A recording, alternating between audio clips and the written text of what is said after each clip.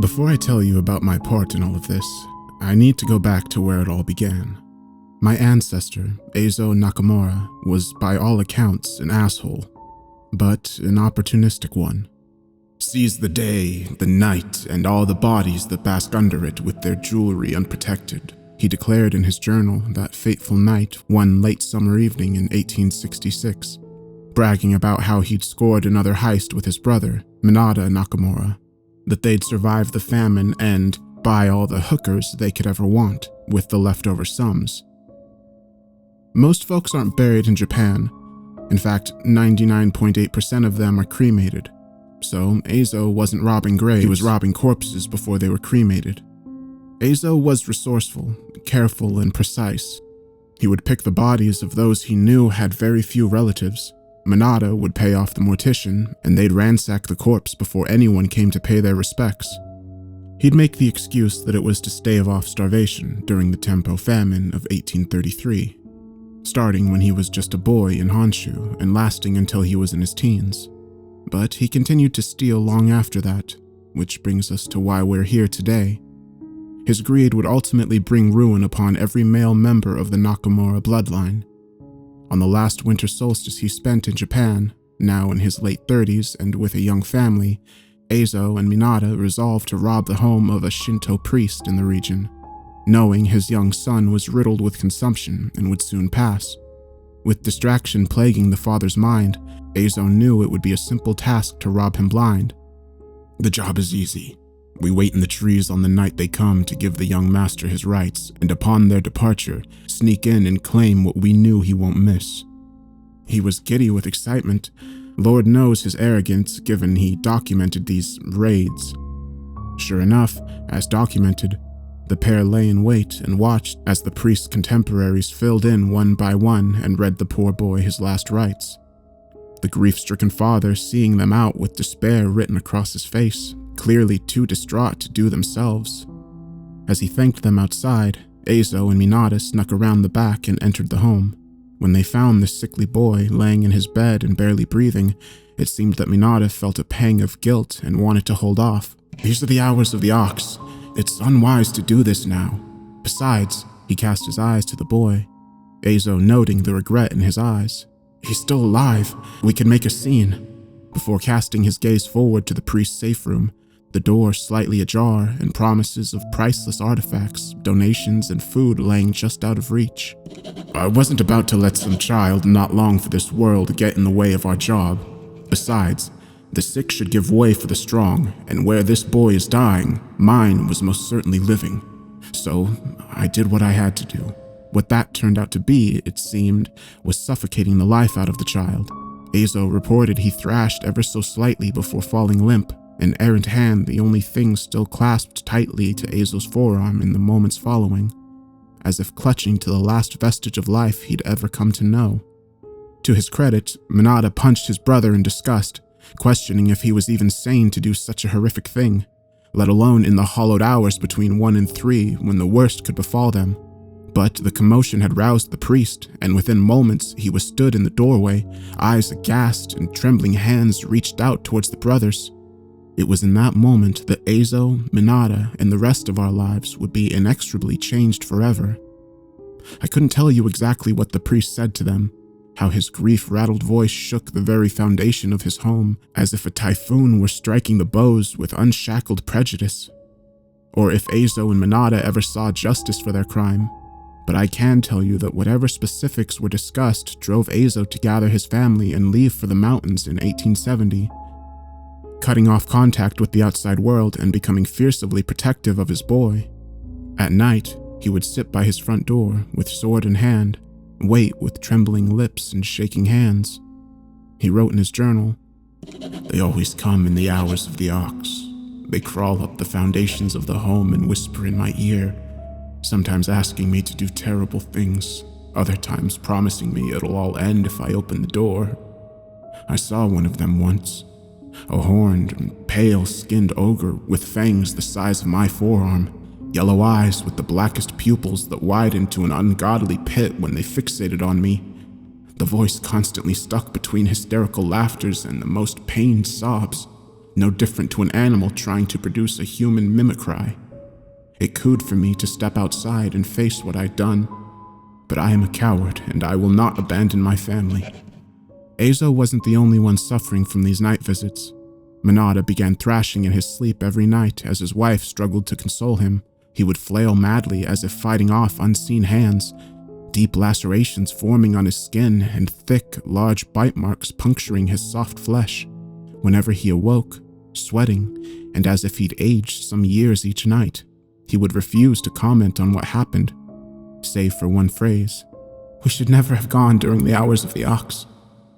We deserve what we get." It was on his deathbed a mere 4 years later, only 42 but stricken with white, frail hair and atrophied muscles, that he looked at a spot in the corner and his eyes grew wide, biting his lip to the point of drawing blood. "She's ready for her last meal, it seems. I'm sorry I couldn't stop it." With that, he exhaled deeply, his back arching to the point of snapping before he froze, dead. Azo lasted a decent while longer, refusing to come to Manada's funeral and effectively shutting out the world save for his family and their small rice farm. He watched his 3 children grow older and, on his eldest son's 29th birthday, told him the truth behind his episodes. The reason I am here with you all today. That night, in that home during the hours of the ox, the Shinto priest performed what is known as Ushin no Tokimori, a curse placed upon my brothers for their heinous crimes, destined to suffer in both this and the next life. Azo wept, and the guilt of his actions overcame him as he apologized profusely to his son Tenzen, the young man not understanding why. In those later hours, when the knocking on the door grew frantic and the scratching accompanied a deafening wailing that Tenzen whipped around to hear, his father gasping from his bed. "So he was right. You hear it too, Tenzen. Look under the tatami plates near our porch and please, forgive me." He died soon after, leaving Tenzen with the uncomfortable knowledge that every man in my family now carries on our shoulders. We are all cursed. Every single one of us.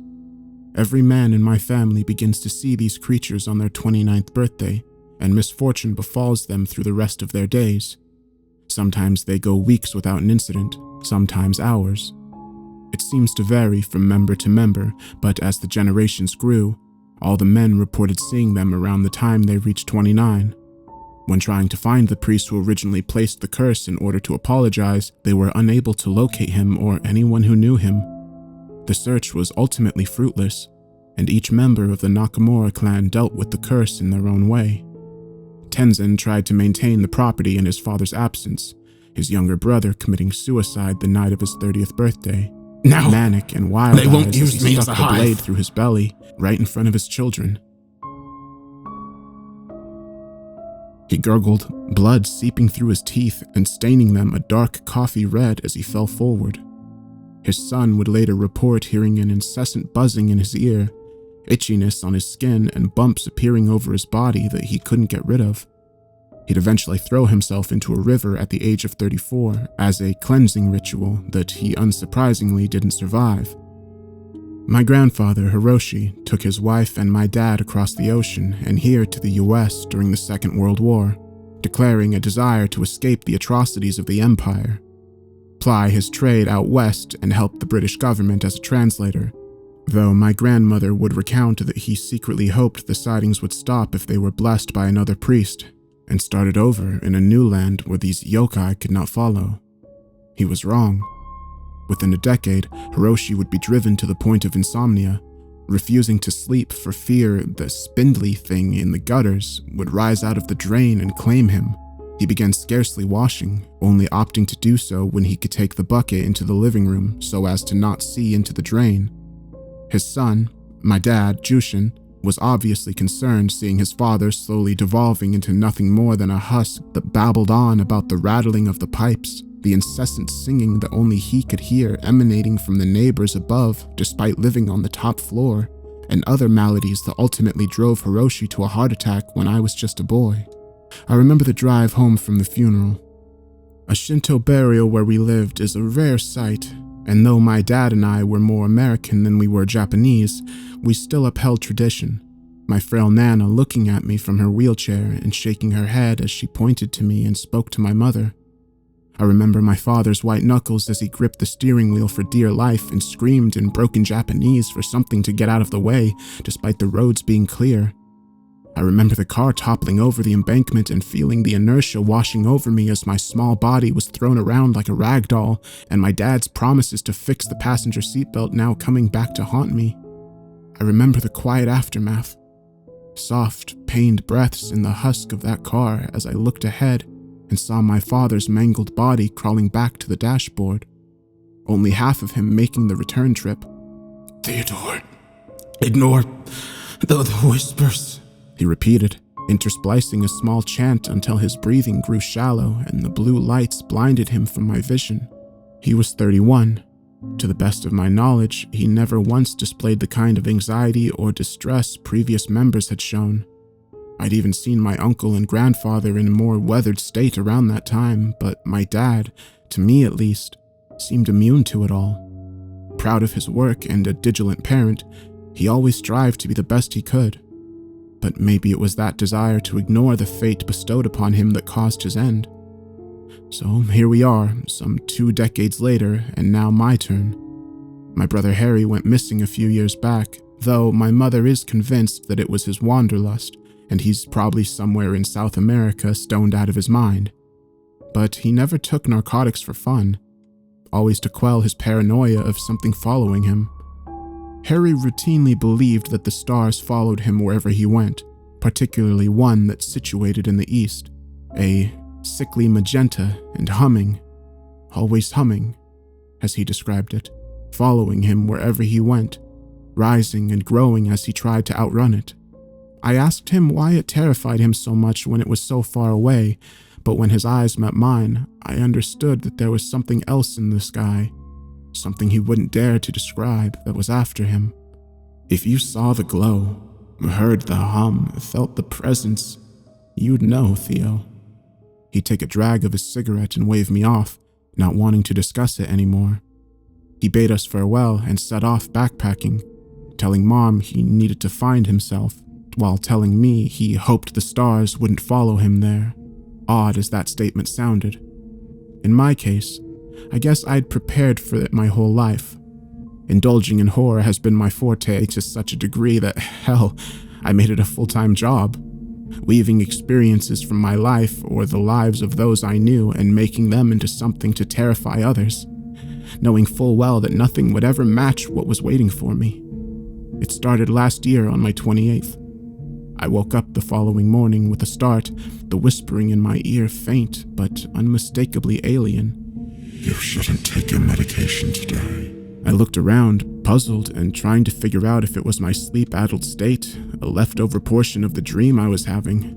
Spying nobody and not hearing any follow-up responses, I roused myself out of bed and got on with my day, cursing myself for forgetting my medication and the feeling of something watching me permeating throughout the day. So from there, it grew like a cancer.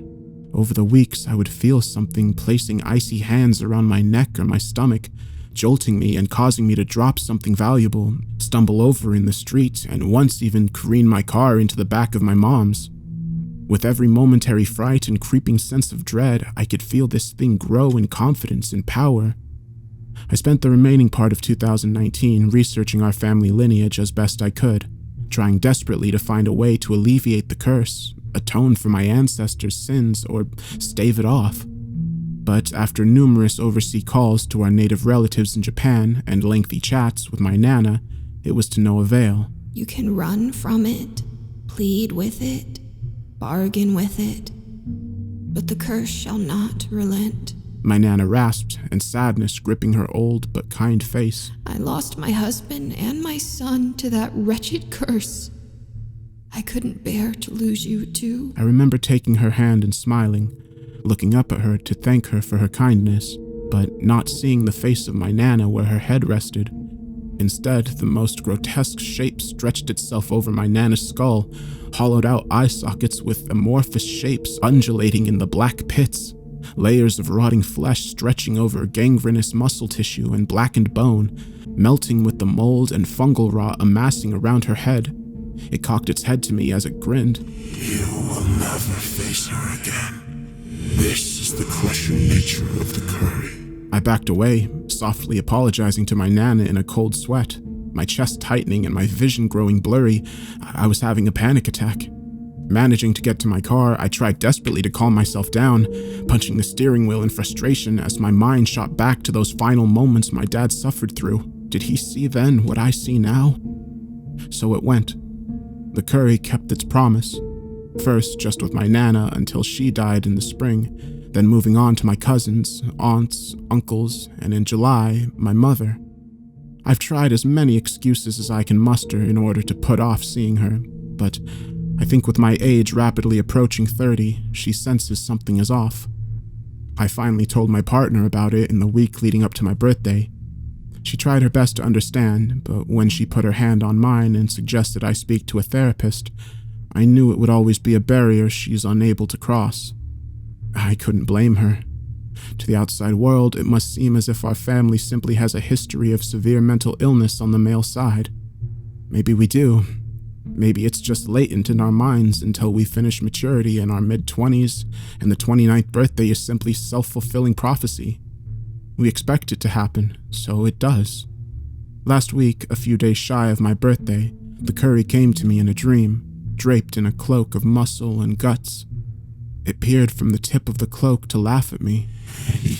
You want to be free, yes? It cooed, my desperation practically palpable at this point.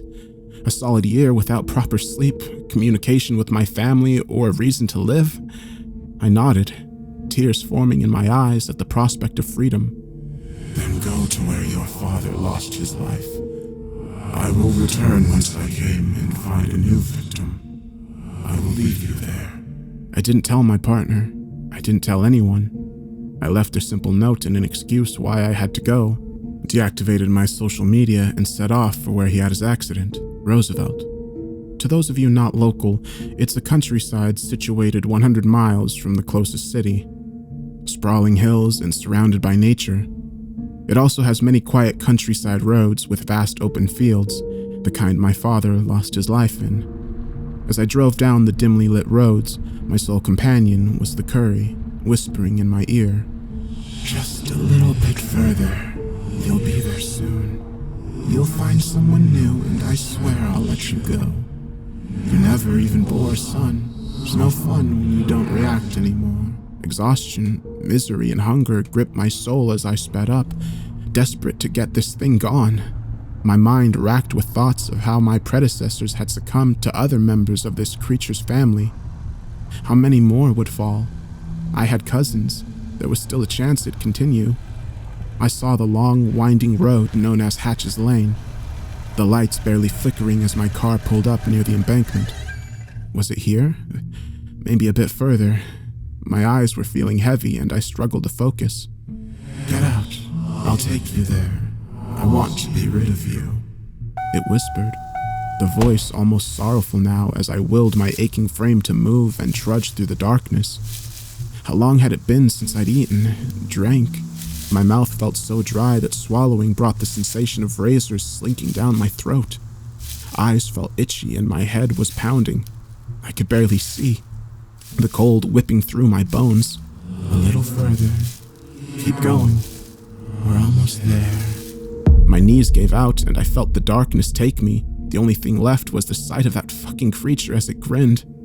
Images of my father, grandfather, and other countless men in my family stood silently behind it, heads bowed and shackled with their own abominations by their side, tormenting them. I cannot wait to drag you down to hell with me, to join the rest of the Nakamura clan. It bared its teeth, a yellow tongue oozing pus and lapping around its face in a snake-like manner as it cackled. Before I could respond, a blinding light shone through the darkness and I was brought to my senses with worried faces looming over me. My girlfriend and a pair of paramedics. I should be thankful that I had the Find My iPhone function on my phone, and that the note was ominous enough for my girlfriend to look further into. Any later and I doubt they'd have found me. Both she and the doctor chalked it up to a psychotic break pertaining to the family superstition of the men turning 29. I didn't argue. nor did I protest going to therapy and spending time focusing on getting better. To their credit, I didn't see or hear the curry. After some time, I began to think that perhaps things could return to normal, that I'd be able to find some sense of normality amid a sea of misfortune and tragedy. But last Monday, the day after I turned 29, right as the clock turned to 1 a.m. and entered the hours of the ox, I saw two things standing at the foot of my bed, my girlfriend sleeping soundly through them all. The first was my father, propping himself up on his elbows. The bottom half of him stood at the side patiently, a look of sorrow across his still youthful face as he turned to glance at the other figures. The curry, teeth bared, pale skin and cloaked in flesh and eyes. That sickly tinted yellow Azo had seen so long ago. You can run from it, plead with it, bargain with it, but the curse shall not relent. He breathed as the curry cackled, making me feel aware of what the rest of my life would look like. My new horrible reality. Happy birthday, son.